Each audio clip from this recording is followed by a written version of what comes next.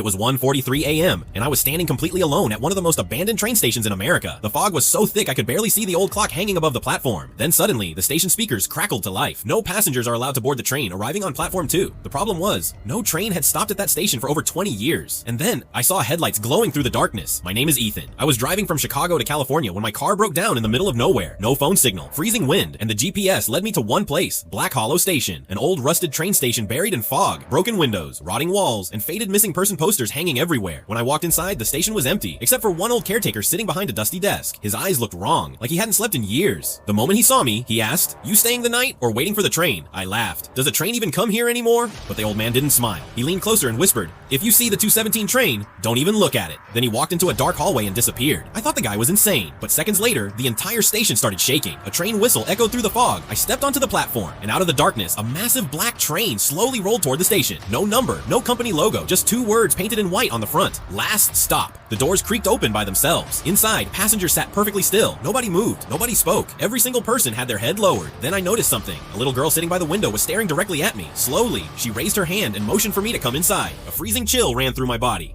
Then the station speaker suddenly blasted again. "Ethan, do not board the train." I froze. How did the speaker know my name? The dark secret. I turned around. The old caretaker was standing behind me again. His hands were trembling. He looked at the train and whispered, "20 years ago, my daughter was on that train. That night, it vanished. No bodies were ever found, no survivors." He swallowed hard. "But every year, on this exact date, at exactly 2:17 a.m., the train comes back." I stared at him. "Then who are the people inside?" The old man's face turned pale. "The ones who boarded that night. And the ones foolish enough to board it later." My stomach dropped. Then suddenly, every passenger inside the train slowly lifted their heads at the exact same time. Their eyes were completely black, and all of them were staring at me. My phone suddenly turned on by itself. A news article appeared on the screen. "Black Hollow train disaster. No survivors." Underneath was a list of passenger names. My hands shook as I scrolled down, and then my heart stopped. There it was. Ethan Carter, age 27. But the crash happened 20 years ago. This is impossible. Then the old caretaker looked at me in horror. He slowly backed away and whispered, "No. That means you were one of them." Suddenly flashes exploded in my head. Screaming, metal twisting, the train derailing, fire everywhere, blood on the windows, and then I remembered everything. I was on that train. I never survived. The train doors slowly began closing. Inside, the little girl smiled at me. "You're late, Ethan." My body started moving toward the train on its own. I tried to stop. I couldn't. As soon as I stepped inside, the entire station went dark. The next morning, police found Black Hollow Station completely empty. No train tracks disturbed. No footprints. Only one sentence written in the dust on the platform.